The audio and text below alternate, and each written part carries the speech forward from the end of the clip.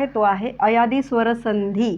Okay, अयादी स्वरसंधीमध्ये concept काय आहे की त्याच्यामध्ये अय, आय, अव, आव अशा पद्धतीच्या संधी वर्ण तयार होत असतात. तर त्यामध्ये कंडिशन आहे, संकल्पना आहे, मोठी संकल्पना आहे. ती मोठी संकल्पना आपण सूत्राच्या स्वरूपामध्ये मी इथे मांडण्याचा प्रयत्न केलेला आहे.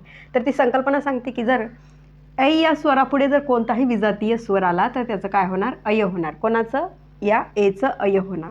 ओके, जर या ऐ या विजातीय स्वरा, ऐ या स्वरापुढे जर कोणताही विजातीय स्वर आला तर त्या ऐचं काय होणार, आय असं होणार आहे. आता लक्षात घ्या, यामध्ये हा अ आणि य हे दोन्ही वर्णे कसे आहेत, अ हा स्वर अगोदर आहे आणि हलंत य हा नंतर आहे. ओके, मग या ठिकाणी आपल्याला खूप जम्बलिंग होऊ शकतं, गोंधळ होऊ शकतो की हा आ आणि हा य नेमका कोणत्या वर्णाला जोडायचा आहे, मागच्या वर्णाला जोडायचा की पुढच्या वर्णाला जोडायचा आहे. ओके, तर हे जे यामध्ये मेन गोष्ट आहे ती याच्यामध्येच आहे, आपल्याला पाहायला मिळणार आहे. त्याच्यामुळे व्हिडिओ स्किप करू नका.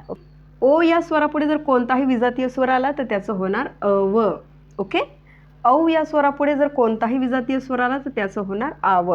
ओके, जी अयादी स्वरसंधीची जी संकल्पना आहे ती आपल्याला हे सांगते की जर ए किंवा ऐ किंवा ओ किंवा औ या स्वरांपुढे जर कोणताही विजातीय स्वर आला तर त्याचा क्रमशः अनुक्रमे एचा अय होणार, ऐचा आय होणार आणि ओचा अव होणार आणि औचा आव होणार.